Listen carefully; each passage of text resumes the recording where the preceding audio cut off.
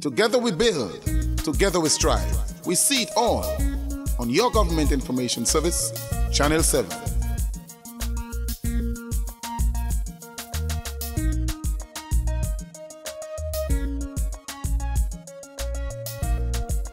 This is the Government Information Service, bringing you all that you need to know about all that's happening in your country's development. GIS, you and your channel.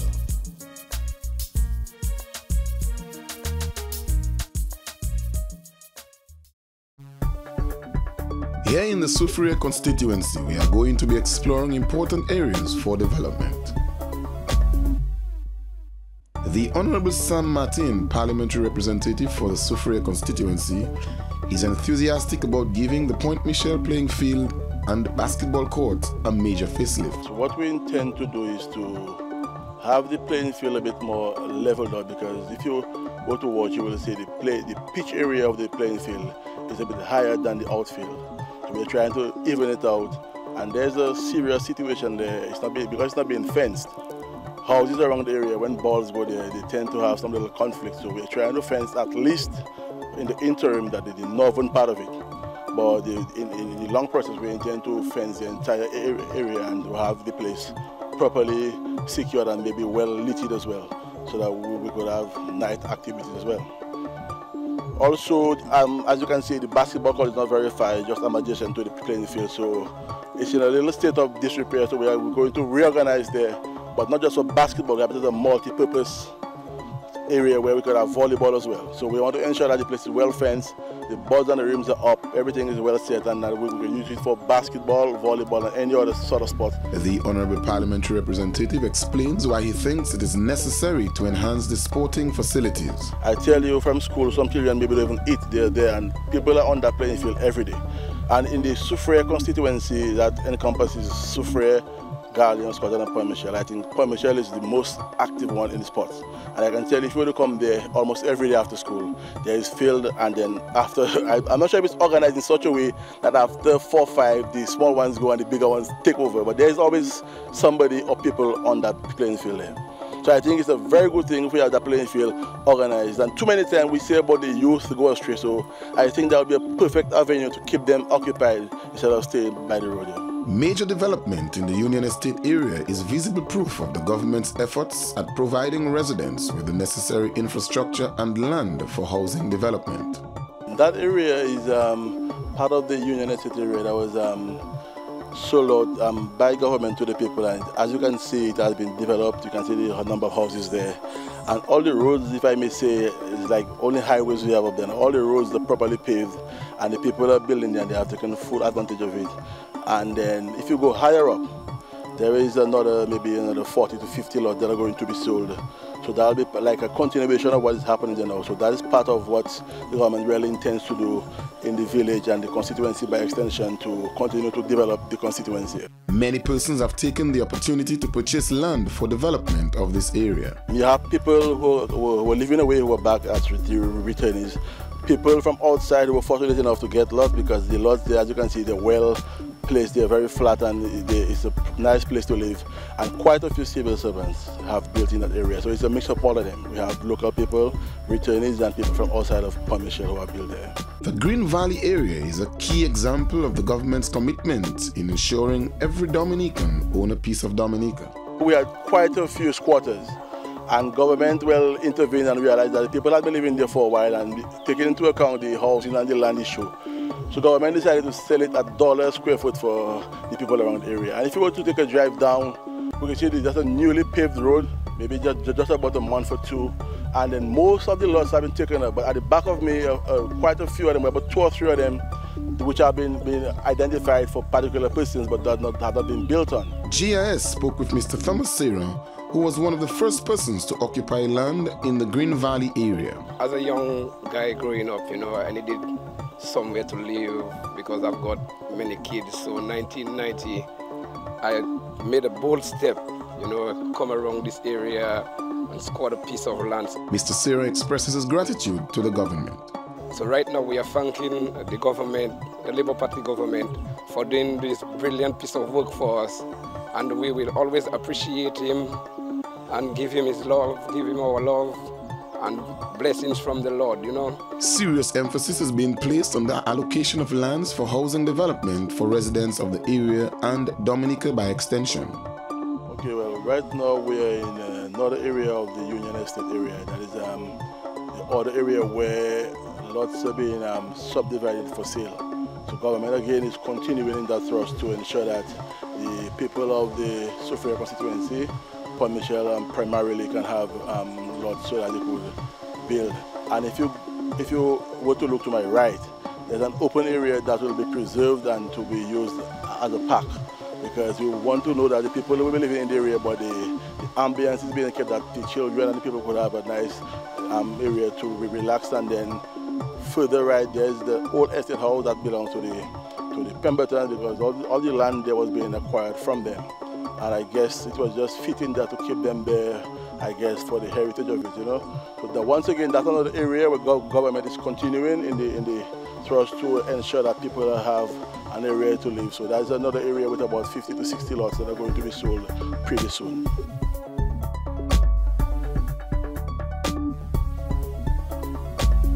The Honorable San Martin explains what is expected to be done with regards to the Point Michel sea defense wall.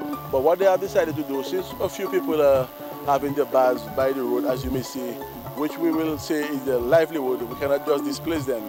So government has decided to put the wall further back so that they could still put the bars, well, like proper bars further down and still have the road wide enough.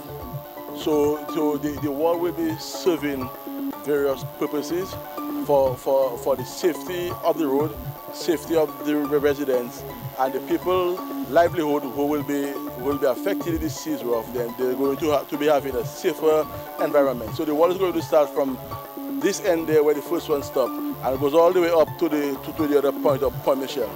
The construction of the Point Michel sea defense wall, a $26 million project, is highly anticipated by residents and the Honorable San Martin parliamentary representative for the area. And that is going to be a massive piece of work because it's in the region of $26 million, and we expect to have quite a few young people of Port Michel employed. So all in all, it's a very good development for the village of Port Michel.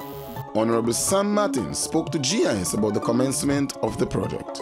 Well, actually, everything is in place, I would say maybe 95%. It's just the tendering process to go on, and we are looking at maybe by mid-August we should certainly have the physical start. I mean, you can safely say it has started because the funding has been approved and everything is there. But by mid-August we will have what we will be calling the physical start of work. Mr. John Zavi, a returnee, has taken the initiative to help develop the Soufriere playing field, which has been abandoned for over 4 years. And I get up one Sunday morning, I said I got to do something. I get the roller, I fix it, I get the backhoe to help me, and I dug it, and I got the sand, and Sam helped me to get the prisoners here to clean it up because it was like a forest. And today, as you could see, the kids playing, they never played there for over 4 years, you know. And I'm happy that you all come to see what's going on. Mr. Zavi is happy about the help received from Honorable San Martin and work done to the playing field. He is expecting this help to restore the sporting culture back to what it was 20 years ago. I'm happy to be here again after 22 years in the States and to do this and to see everybody happy in the village. We had our first match against an American team here last Sunday, and the crowd was there like 20 years ago. A resource center for the small community of Galion will be well received. Honorable San Martin speaks to the matter. The people of Ghana are saying that they want a place, like a multi-purpose place where they could use as a community center, people can keep meetings, and also as a hurricane shelter. But that place at the back is being used as a shelter, and then as you watch, you can see for yourself it might not be in the best condition, you know, so if something happens. So the people are requesting a community center to be used as a hurricane shelter. But the only problem we have really is to identify the land.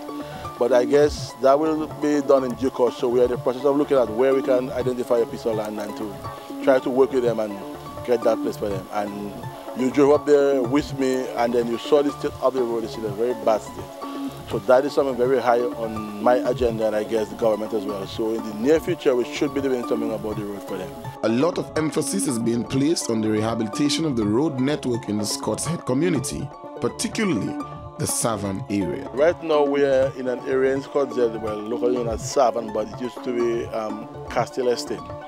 So if you look at the watch at the back of me, where some work has been done on the road, but then at the front of me, and then quite a few other lanes, and the main road from the end by the bus stop to come all the way there is in a deplorable state. So we are looking at doing some work on that, because as you can see, there's a very, very developed area and quite a few people living there. And it's a problem for people with vehicles, and the buses don't want to come up there. So the people are complaining, and I think that's one of the things highest on my agenda, to see how we can try to do some work on that, because it's in a very bad state. For the fisher folk of the Scottshead community, the expense of transporting fuel all the way from Roseau will soon be a thing of the past. The community of Scottshead, a fishing community, is earmarked for further development, as is said by Honorable Sam Martin. Well, now we are on the bay front in Scottsdale, and if you look to my back, you will see the number of boats there, because Scottsdale is a predominantly fishing community.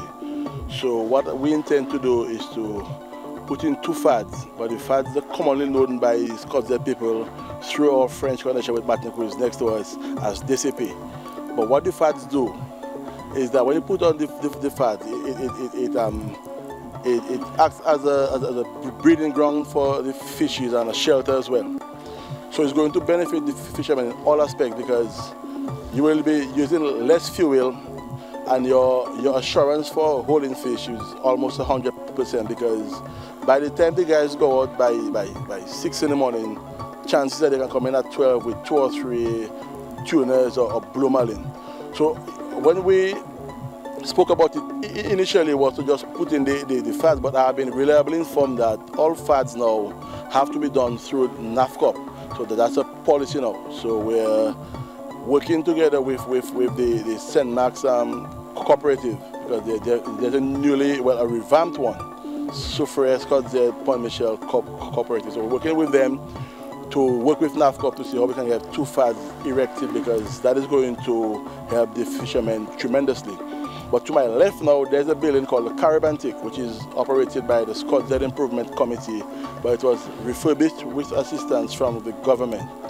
We are also in negotiation with Petro-Carib, because the fishermen will be getting the gas right there, and it's going to be cheaper.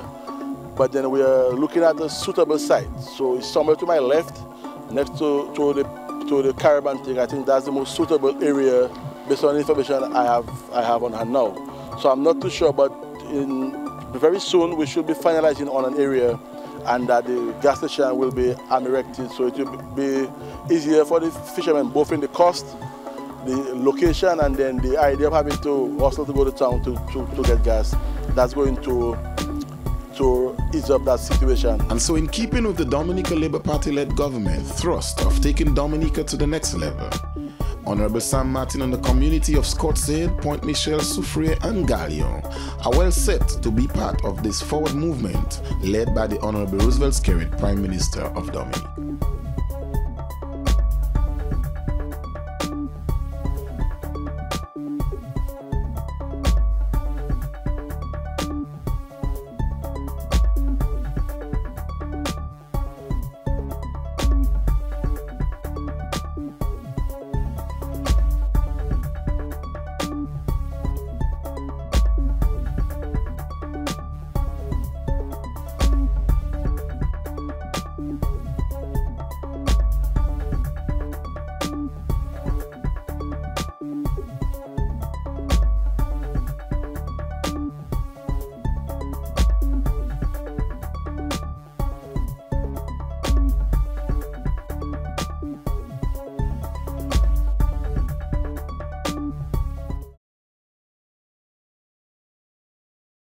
Together we build, together we strive. We see it all on your Government Information Service, Channel 7.